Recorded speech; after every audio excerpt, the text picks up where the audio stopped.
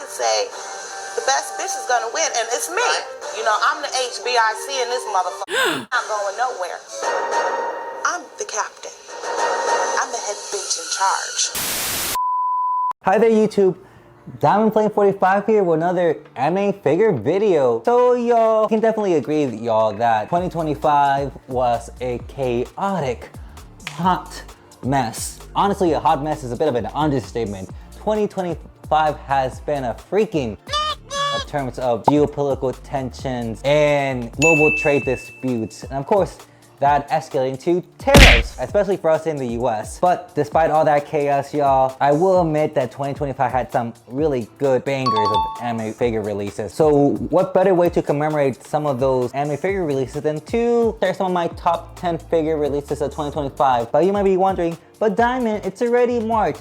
Well, first of all, y'all, it could be December of 2026 and I could be posting this video. My channel, my rules, but I wanted to release this video so I can start releasing some more 2026 related anime figure releases because I do have some figures that arrived that I do want to share. But yeah, that's my spiel, so hopefully you guys enjoy this video. And for those who haven't seen this video before, here are the rules and how I determine what makes it into my top 10 figure releases of that year. So here are the rules. The release date must be in 2025.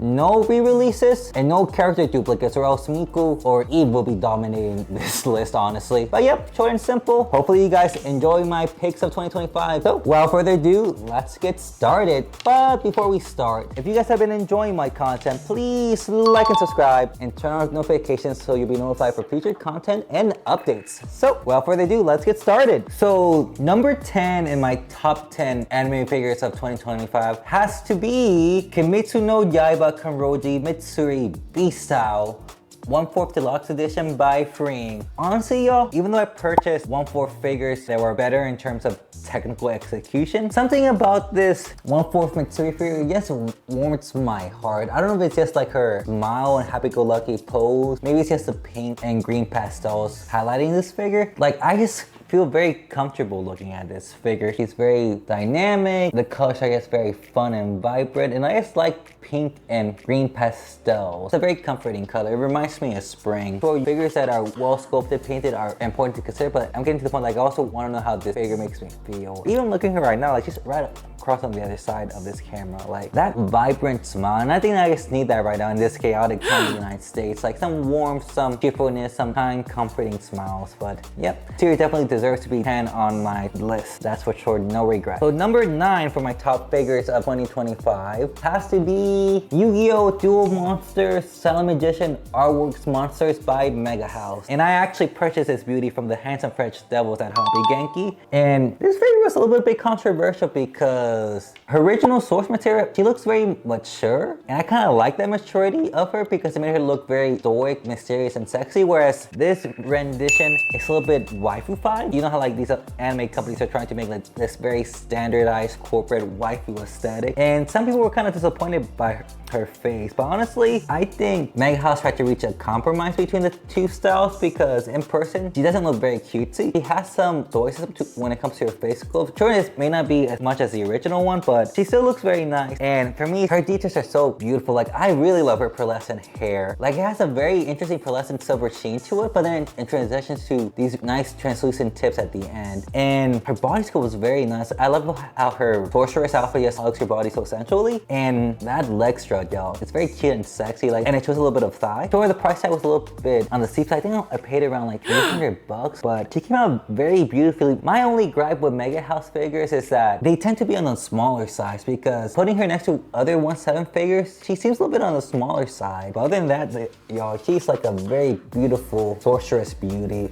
And I'm glad that I was able to add her to my collection because, as you know me, I love Yu-Gi-Oh! And I love my Magician core figures. Like, I plan to add Magician's Valkyria to my collection so she can go with my other Spellcaster Yu-Gi-Oh! Figures. And I have Yami and Yugi on pre-order as well. So I can't wait to have all the Magicians on display. But yeah, Silent Magician, y'all, such a beautiful sorceress. Sure, she may not be the original Silent Magician the design was based off, but she's a good compromise that will appeal to both OG collectors and also the newer generation of Yu-Gi-Oh fans. Very beautiful figure, would recommend. So number 8 on my list will have to be Blue Archive Kosaka Wakamo 17 swimsuit by Good Smile Company. Y'all, like, I don't know anything about Blue Archive, but this Wakamo figure was so captivating and beautiful. For me, I just love pastels. And sculpt work is very nice. She's a very cute figure, but there's like a subtle bit of mysteriousness and sexiness to it when you have her display with the mask. Like I mentioned earlier, similar to like Mitsuri, she just exudes this nice warmth that I just find very comforting and appealing during these chaotic times. And I'm not afraid to admit this, I think Summer Wakamo is a better design than the Neomag.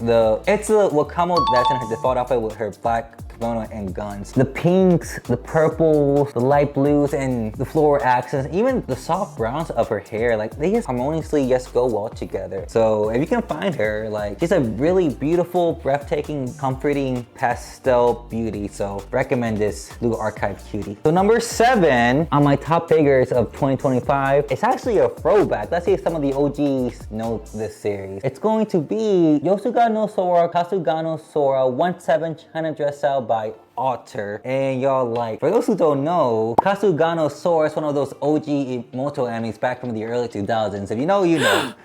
And she's a very popular character because she gets a lot of figures, but none of her figures caught my attention until now. Like, something about this China's dress outfit, so beautiful. It's very simple, but so sharply executed. Like, for me, what stands out the most from this figure is that voluminous, sharp sculpt for her hair. Like, it's beautiful, y'all. Like, the thing about Ultra, they know how to sculpt really nice hair. And the details on her body are very nice. Like, I like how her China dress outfit essentially hugs her body, and I like the cute contrast that the blacks have with the pinks and whites. It's a very comforting and unique color contrast. And also, I guess the subtle sensuality juxtaposed really interestingly with her plushie that she always carries around in the series. And the pose is very simple, but there's enough movement to it that it captures your attention. I was very fortunate enough to actually get her through a friend on Discord, and we were watching this video. Thank you so much. I appreciate you, homie. But she's a very beautiful figure, and hopefully you can find her because based on what I can see on her MFC page, it's kind of pricey. Like, I was able to get her for like, I want to say $170 with shipping included. So if you can find this beauty, like, I would recommend it, y'all. Like, Ultra doesn't disappoint when it comes to their paint and sculpt job of their figures, and she's a very beautiful addition, especially for someone who doesn't really like China dress outfits that much. And something I noticed, she does have other China dress outfits that Ultra released, but they didn't capture my attention. But honestly, y'all, those renditions pale in comparison to this one. Like, something about the pinks, floor patterns, and the blacks and whites, yes, contrasts very well. It's like very beautiful. Highly recommend this early 2000s Imoto cutie. So number 6 in my top figures of 2025 will have to be Naruto Shippuden Hatsuyu Tsunade Naruto Gals DX version 3 by Megahouse. And for those who don't know, I'm actually a huge Naruto fan. I actually grew up with the series back in the early 2000s. For the millennials who remember back in the day where we used to watch our animes and parts on YouTube. And I'll say, y'all, like, Megahouse delivered when it came to like the sculpt and paint job of this figure. It's like so dynamic, and honestly, I think they did a better job with Tsunade than they did with the DX version of Sakura because her assembly was so straightforward. She just came with like 3 parts and that's it. Whereas the Sakura DX version came with more parts, so you have to be careful when assembling her. But something about this Tsunade figure is just so breathtakingly beautiful because it just shows how confident she is as a character and also as a leader. And honestly, y'all, like, sometimes I wish in the United States we had Tsunade's leadership because you know how things are going in the US, things are pretty at a weird, chaotic state. So we need some disciplined, calculated leadership in the US, and Tsunade just fit that bill for me. And y'all, like, she's a very well-made figure too because, like, I love how her hair just levitates upward without any support stand. Like, it's very well sculpted and very fine, and even her body sculpt's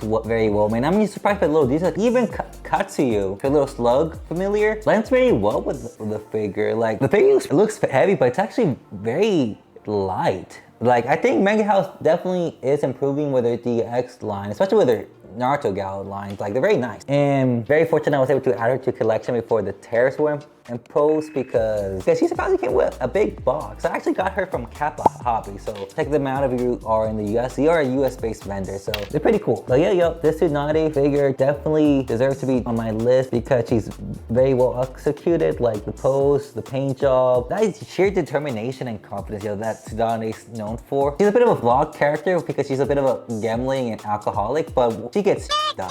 Anyway, beautiful figure, highly recommend if you can find her because she's a very well-made figure and she'll be a nice addition to your collection. So finally, y'all, we're in the halfway into the list of my top figures of 2025.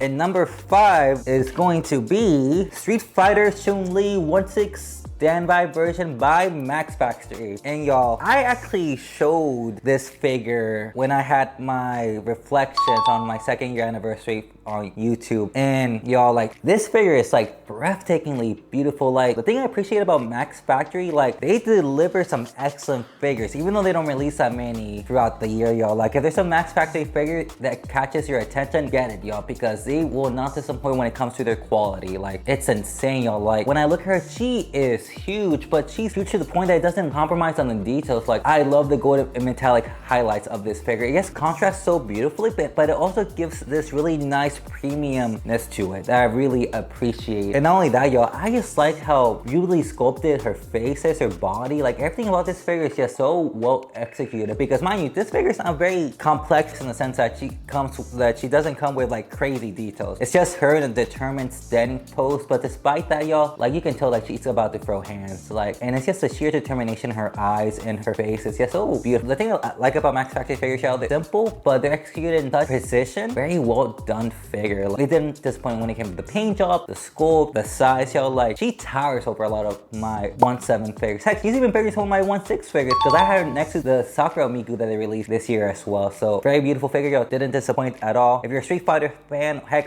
a Chun-Li fan, heck, if you like badass fighter girls, like, I recommend her in your collection. Max Factory definitely delivered with this Chun-Li. So now, y'all, we're hitting the top 4 now, so this is gonna be juicy. So we're getting to some of my favorite hitters of the year. So number 4 on my list has to be Azur Lane Owari 1/7 scale by Good Smile Arts and Guide and Good Smile Company. Y'all, like, Good Smile Company just did a beautiful job with this Owari. I purchased the Owari that came with her extra pieces, the one that came with the fluffy coat. Whenever I look at this figure, y'all, I just feel so warm and comfy. Like, I don't know if it's just that comfy coat, like that beautiful, cheerful Garu grin. Like, this figure is just so beautiful. And I'm glad that we're getting more Garu coated figures or tan waifus, because they need more love. And I think Good Smile Company did an excellent job when it came to her paint job, her sculpt, and I guess the versatility of this figure too, because if you want her, you can display her without the jacket. But for me, my preference is displaying her with the jacket. She just looks so comfy and cute and very beautiful. Like, I highly recommend this figure into your collection if you're into Azur Lane, or heck, maybe you're just into cute tan Garus, because that's the direction I went to, because I don't play Azur Lane, but I'm a huge fan of Garus and also tan waifus, y'all. Like, we need more of them in this hobby. And yep, highly recommend. So now, y'all, we are in number